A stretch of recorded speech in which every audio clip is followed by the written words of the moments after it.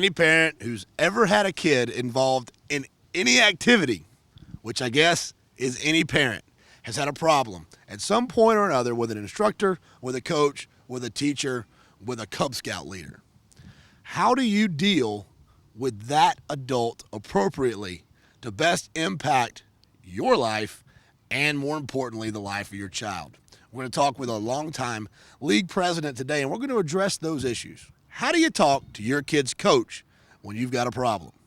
So stay tuned to Clubhouse Gas.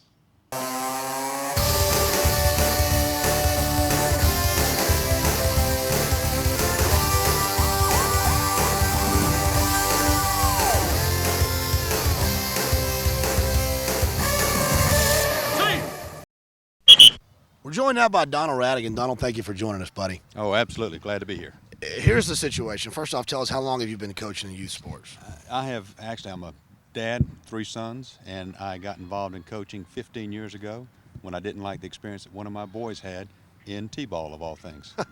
And now you are president of a league. I am president of Buckhead Baseball and been on the board for 6 years. So you have seen it from the dad's point of view, from the coach's point of view, and now from league management point of view. Every perspective you can have. So you're the man we want to talk to about this.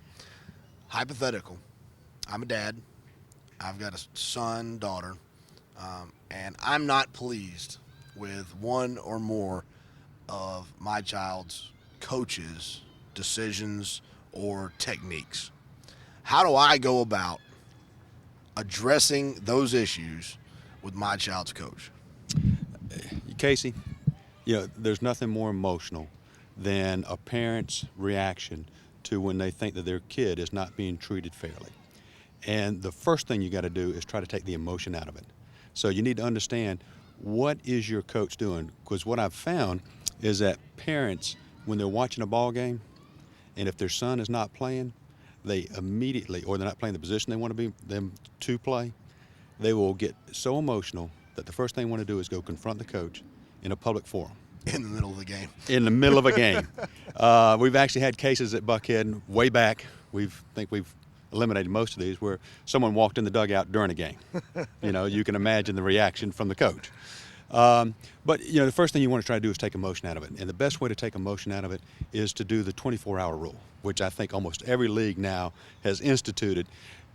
We would like for the parents to sit back and say, I've got to think about this, think it through, talk with my child, and make sure that my child has the same perspective or feeling that I do about the situation. And then I want to contact the coach and say, I would like to, and this is respect to the coach, I would like to have an opportunity to talk to you and discuss this issue with you. And I'd like to be able to do it in a face-to-face. Because if you can't get the interaction like you and I are having right here, so I can see the body language and understand what the emotion is, also, then I might not get the right read from the coach when I'm talking to him.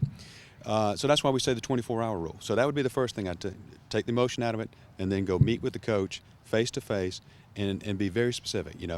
Is my son is not getting the playing time, or my son is not playing this position and I'd like for him to. And see what the coach's response is. And I think more times than not, you'll find out that the coach has a different perspective. And when that coach shares, well, the skill level is not where it needs to be, then it's okay, how can we get to that skill level, and it's coaching the child up with different techniques and knowing that the child would spend some more time on an activity. So backing up a little bit, when you address it with your child, I would think it would also be important not to front load that conversation with your kid, because the kids tend to take on parents' opinions a lot of times. So, if you're all the way home, you're complaining about whatever it is you're upset about, and then you get home and you say, well, Junior, how do you feel about it? Well, Junior's going to, especially to Dad, is going to agree with Dad. I would think that you would want to back up a little bit and just say, how did you feel about today's game in general, or practice in general, and see what the kid has to say. Kids tend to be a little insightful, and I don't think we give them enough credit for them knowing what's going on sometimes. Casey, that's a very good point, because when I talked about the 24-hour rule with the coach, there's also a little bit of time that needs to lapse sometimes with the child. And they say maybe the ride home is not the best time to go through play-by-play what happened in that game with your child. Let the child approach it first. You can see some things. Your children better than anybody else. And if you see that emotionally that they are not dealing with something, whether it's interaction with a coach or their part on the team, then that's going to give you a good clue. So that's a very good point. Let your child bring that issue up. So after you've had this conversation with your child, and your child makes it known to you that they are upset about something that's going on with their coach, what then? Well, I mean, what I would say, what I would encourage is that parent to encourage the child to be their own advocate. And what I mean by that is a coach will respond typically better to a child coming up to him and saying, "Coach, what can I do to become a better player and earn more playing time?" And what coach is not going to respond positively to that? You know, as opposed to a dad coming up and saying, "My child's not playing first base, not batting leadoff, and I'm not happy." You know, there's two different emotions there going on. You got a volunteer coach with a child coming up there. He's volunteering because he likes helping children. The child's asking for help and respecting his authority and his knowledge about the sport. Who's not going to respond positively to that? And most coaches are automatically on the defensive when a parent approaches them upset. So Yes. but when a kid, it's diffusing the situation, plus it's developing character in that child to deal with their own situations. Absolutely. And what you find out is that's going to be the best resolution to the whole matter. And the child is going to feel better about themselves.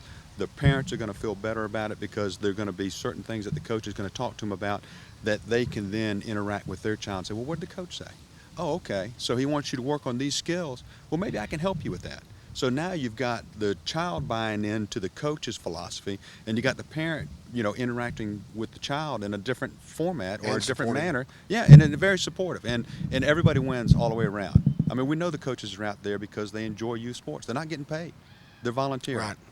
So that's Well, what I'd recommend. Thank you so much. We appreciate it. Parents, behave. It's all about character and having a good time and learning. All right, so remember that. There's a time and a place for everything. I used to say it's called college, but it's called behind closed doors. So take these, let us know what you think, go to the message board, and we'll see you right back here tomorrow. It's Clubhouse Gas.